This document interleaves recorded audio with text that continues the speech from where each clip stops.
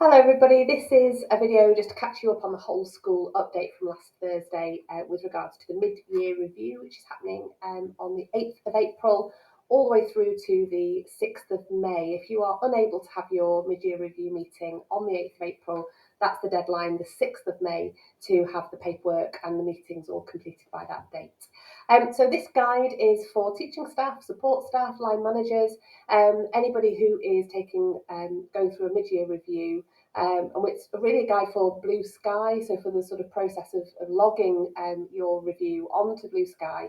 But really a priority is the conversation, so the 30 minutes that we'd like you to have as a meeting with your line manager to talk about the year so far. It's just over halfway through. How are you progressing with the objectives that we set back in October? Where are there gaps? Where are there things that you want to be maybe gathering some more evidence for, or sort of working on before the end of the year? So before your mid-year review, what we'd like you to do is to log into Blue Sky and to check your objectives. You're also going to be making notes about your progress so far. So what I'm going to do is I'm just going to nip over to my Blue Sky account. I'm going to click on my objectives. Those are my objectives. I'm going to click onto my whole school objective. And there I have, just in that box there, if I added in some information, if I delete that gobbledygook, and then click add note, you get a note added onto your objective there. I need to write a bit more because I did that as an example, and there's more to write. In your Blue Sky login, some of you will have a manage tab here if you are a line manager, and then a few of us, myself and Esther and Steve, etc., have the admin tab. So don't be put off by those there. That's just for the different sort of access permissions. So when you are preparing for your mid-year review, you're going to go into your objectives, go into each one and write into that notes block there anything that you think you are sort of doing at the moment, that you've been trying to sort of work on in your classrooms or in your whatever role you have in the school, any sort of notable experiences or processes that you've been involved in. So that's kind of in the worded notes. That's ready before the 8th because it's allowing your line managers to see that before the meeting takes place. The other thing you can do here, it says you can add evidence to illustrate your progress. So I'll go back to my Blue Sky here, back into my objectives there, and back into the whole school objective. So as well as writing my notes here, the other thing I can do is to add some evidence. So down on the right hand side, there's a black button there, manage evidence. That lovely evening sun just making it very hard for me to see. I'm just going to do that. Oh, this is a live video, isn't it? You can see. There we go. There we go. Can actually see my screen now. So I can click on to manage evidence, just go back in case you couldn't see that. Clicking on that black button there, manage evidence. And as you can see, I've actually done this quite a bit because for me, it was all of the sort of CPD that I've put together.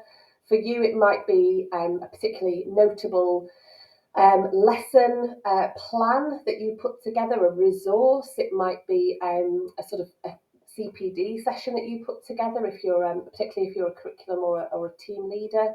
It might be that there's a particular outcome that you wanted to add some evidence onto. It might be that you have engaged with some CPD that you want to add in maybe a document or a certificate or something that's going to be helpful there. So there's documents and there's also links. So it might be like a website address that you want to add in. You don't have to do that sort of managing evidence for the school CPD. That's slightly different, and I'll explain that process in a moment. But just adding in bits and pieces that you want to have as your evidence trail. Mine looks like a lot. I think that's a lot because I've just put in the sessions that I've run for us as a whole school. Please only add in documents that you think are useful. I had a question in the whole school update from a colleague who was asking about a series of emails they'd got back and forth with the learning support department. You know, I really don't expect that granular proving every sort of conversation that you've had about an SEN child or a vulnerable student. It's absolutely fine to just put that into your notes over here, and maybe evidence, I don't know, the final email if there was a particularly, praise or a sort of a thank you from perhaps a colleague that just kind of illustrates the progress that you've been making with your vulnerable students. Okay, going back to the guide. So as I said, the most important thing is that you'll meet face to face with your line manager on the 8th or up to the 6th of May. Remember that Blue Sky just organises the paperwork. It is the conversations which are the most important part of the process. Everything that we've just gone through in that first part of this video is also outlined for you step by step with some circles around the different parts of Blue Sky for you to look for. Because the login that you'll use to go into Blue Sky, everybody will find something slightly different depending on how sort of complete the process was in October. So for example, when I click into my objectives, go back to those there, my objectives here are all approved and incomplete, which is exactly the status they should be. But you might find when you click in that yours says maybe not approved, unapproved and incomplete. And that's because your line manager needs to approve your objectives. We said in the whole school update that it's all about who owns the login. If you've logged in, you can edit an objective because you need that control and that autonomy to say and know what your objectives are. I flood filled the whole school target and have flood filled some of the departmental targets as well, but they still need to be approved by your line manager if you've edited them, added in anything at all onto those objectives. The idea being that if you put, I'm going to be paid more this year, your line manager would have to approve that, and they may not want to approve that at this point.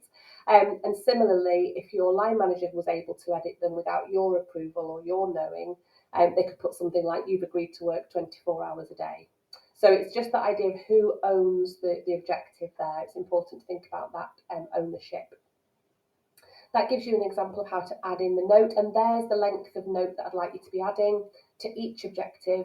You can bullet point if you want to, and you're free to write more, but I want this to be a manageable process that isn't paperwork heavy.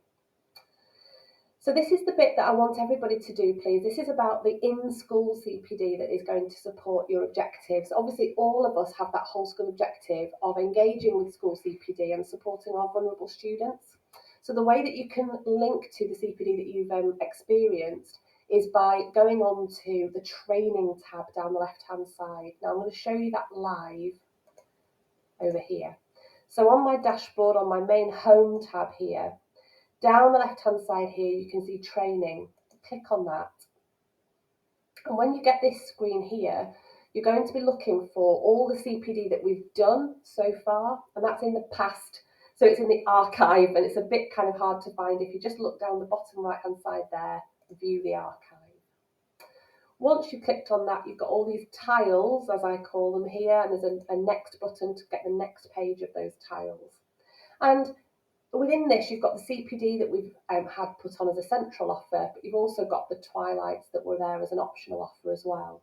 So if I just click one, maybe I'm going to pick the direct instruction research Twilight. You could pick any. You click find out more. You sort of book yourself onto that retrospectively. And then what you're going to do is just click next. And here you're going to tie it up to an objective. You attended that CPD, but what was it sort of supporting? Now, it might be that that research Twilight or that CPD session, it was fulfilling quite a lot of things. It might have been helping you with your whole school target, your departmental target, and who knows, maybe your personal target as well. So when you click into objectives into 2002, you could conceivably click all three.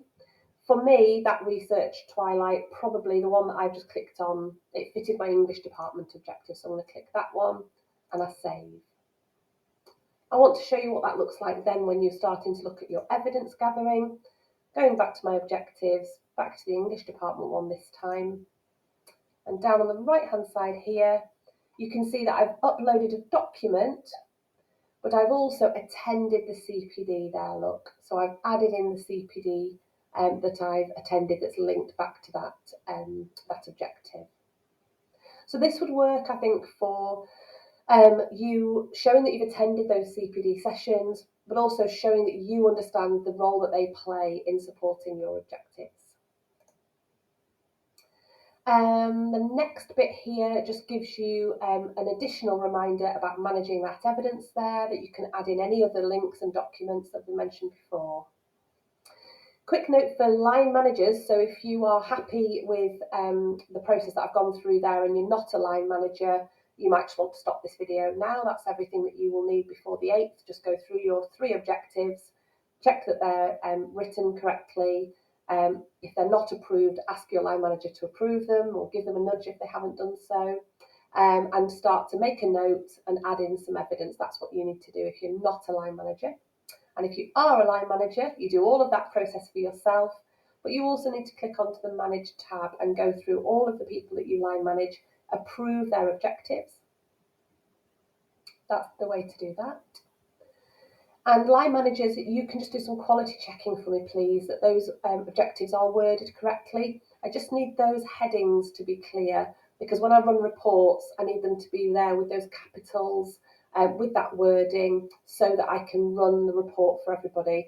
If there's just an objective that says, I don't know, to run the space club or something, I can read it and know it's a personal target, but I don't know that it's the personal objective without having to sort of read each separate one. So I need them to have that title, please. If you can do a bit of quality checking for me before you approve them, that would be brilliant.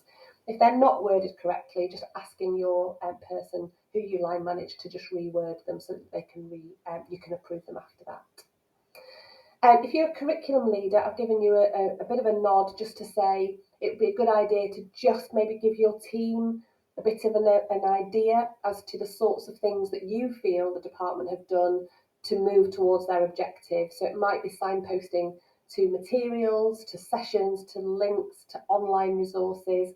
If you haven't done that already, this is a great opportunity to just kind of give back to your team a cohesive group of materials that you've used in those subject sessions. This year has been a real push to give more time back to departments, but obviously devolving that time to you and that responsibility to you means also that we need that rigour of you making sure your team has that cohesive understanding of what that CPD has done to sort of fulfil those objectives. Just a reminder at the end there that you need to be logged in the right logins to approve or to set various things. And you can make notes on the people that you line manage.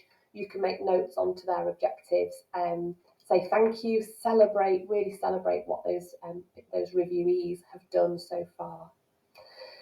And that's really it, folks. So I hope that you can see we want to prioritise the conversation. We want to just keep that documentation nice and tight, so that we've got that nice trail and we can really start to then gather the sort of whole school picture as to how people are moving and progressing forward in their targets.